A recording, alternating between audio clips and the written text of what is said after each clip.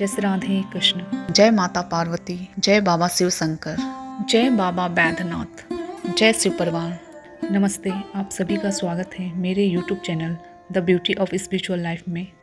आप सभी को सावन महीने के चौथे सोमवार की ढेरों शुभकामनाएं। आज हम भगवान शिव के 12 ज्योतिर्लिंगों में से एक बाबा बैद्यनाथ ज्योतिर्लिंग के बारे में जानने वाले हैं। भगवान शिव के 12 ज्योतिर्लिंगों में से एक झारखंड राज्य के देवघर स्थित बाबा बैद्यनाथ धाम 12 ज्योतिर्लिंगों में से 9वें ज्योतिर्लिंग के रूप में जाना जाता है। देवघर स्थित बाबा बैद्यनाथ धाम भगवान भोलेनाथ का एक ऐसा मंदिर है जहां शिव और शक्ति दोनों एक साथ विराजमान हैं। इसलिए इसे शक्तिपीठ के नाम से भी जाना जाता है। पौराणिक कथाओं के अनुसार बाबा बैद्यनाथ धाम में ही माता सती का हृदय कटकर गिरा था, इसलिए इसे ही हृदय पीठ के रूप में भी जाना जाता है। देवघर स्थित विश्व प्रसिद्ध बैद्यनाथ मंदिर एकमात्र ऐसा मंदिर है जिसका जुड़ाव लंकापति दशानन रावण से है। बाबा बैद्यनाथ धाम की कथा के अनुसार राक्षस राज रावण अभिमानी तो था ही, वह अपने अहंकार को भी शीघ्र प्रकट करने वाला था। एक बार राक्षस राज रावण भगवान शिव के आत्मलिंग को पाने के लिए वह कैलाश पर्वत पर भगवान शिव की घोर तपस्या कर रहा था। तब के लिए उसने कठोर संयम नियम को धारण किया। वह गर्मी के दिनों में 5 अग्नियों के बीच में बैठकर पंचाग्नि सेवन करता था और शीतकाल में सर्दियों के दिनों में गले के बराबर जल के भीतर खड़े होकर साधना करता था।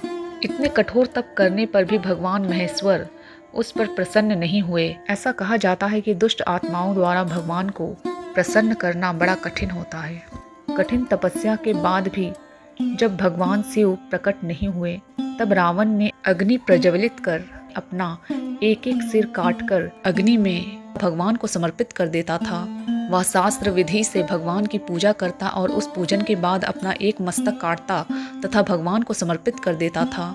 इस प्रकार क्रमशः उसने अपने 9 मस्तक काट डाले। जब वह अपना अंतिम 10वां मस्तक काटना ही चाहता था, तब तक भक्तवत्सल भगवान महेश्वर उस पर संतुष्ट और प्रसन्न हो गए और उन्हें दर्शन दिए।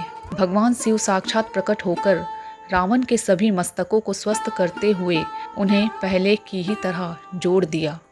इसी के कारण भगवान शिव के इस ज्योतिर्लिंग को बाबा बैद्यनाथ ज्योतिर्लिंग के नाम से भी जाना जाता है। भगवान शिव ने राक्षस राज रावण को उसकी इच्छा के अनुसार अनुपम बल और पराक्रम प्रदान किया। भगवान शिव की कृपा प्रसाद ग्रहण करने के बाद नतमस्तक होकर विनम्र भाव से उसने हाथ जोड़कर कहा, देवेश्वर आप मुझ पर प्रसन्न होइए।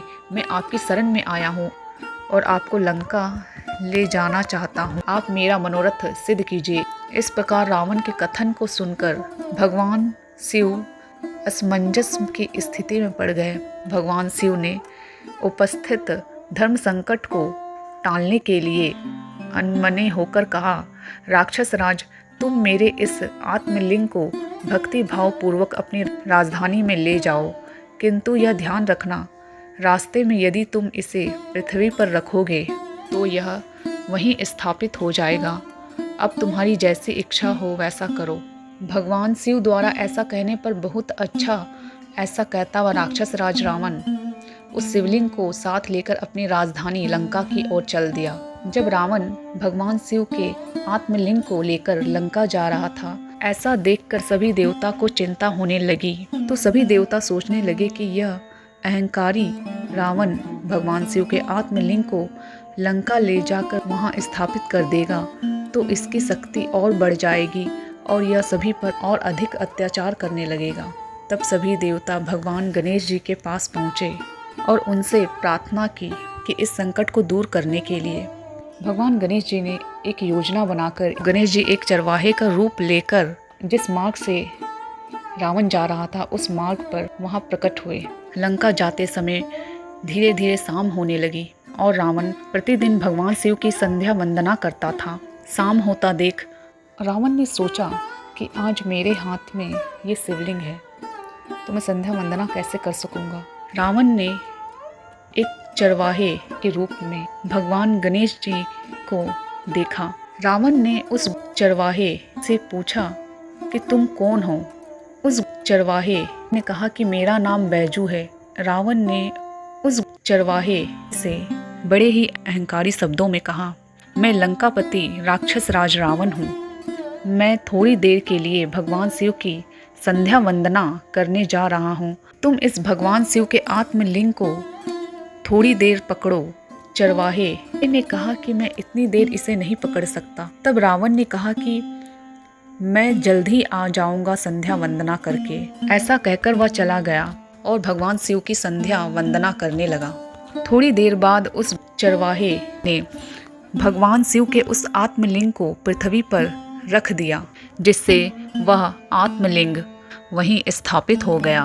अपनी संध्या वंदना के बाद जब रावण वापस उस स्थान पर आया तो देखा कि शिवलिंग वहीं स्थापित हो गया है और वो बैजू नामक चरवाहे वहाँ से अंतर्ध्यान हो गए। तब रावण को बड़ा क्रोध आया और वह काफ़ी जोर लगाकर उस शिवलिंग को उखाड़ना चाहा, किंतु वह असफल रहा। अंत में वह निराश हो गया और उस शिवलिंग पर अपने अंगूठे से दबाकर लंका के लिए खाली हाथ चल दिया। इधर ब्रह्मा विष्णु इंद्र आदि देवताओं ने वहां पहुंचकर उस शिवलिंग की विधिवत पूजा की। सभी ने भगवान शिव का प्रत्यक्ष दर्शन किया और लिंग की प्रतिष्ठा करके स्तुति की। उसके बाद वे स्वर्गलोक को चले गए। भगवान गणेश जी इस स्थान पर बैजू नामक चरवाहे के रूप में प्रकट होने के कारण भगवान शिव के इस ज्योतिर्लिंग को बैजनाथ ज्योतिर्लिंग के नाम से भी जाना जाता है। इस प्रकार रावण की तपस्या के फलस्वरूप श्री बैद्यनाथ ज्योतिर्लिंग का प्रादुर्भाव हुआ। जो मनुष्य श्रद्धा भक्ति पूर्वक भगवान श्री बैद्यनाथ का अभिषेक करता है, उसका शारीरिक और मानसिक रोग अतिशीघ्र नष्ट हो जाता है। इसलिए बैद्यनाथ धाम में रोगियों व दर्शनार्थियों की विशेष भीड़ दिखाई पड़ती है। बाबा बैद्यनाथ धाम के ज्योतिर्लिंग को कामना लिंग के नाम से भी जाना जाता है, क्योंकि यहाँ सभी भक्तों की मनोकामनाएं पूर्ण होती है।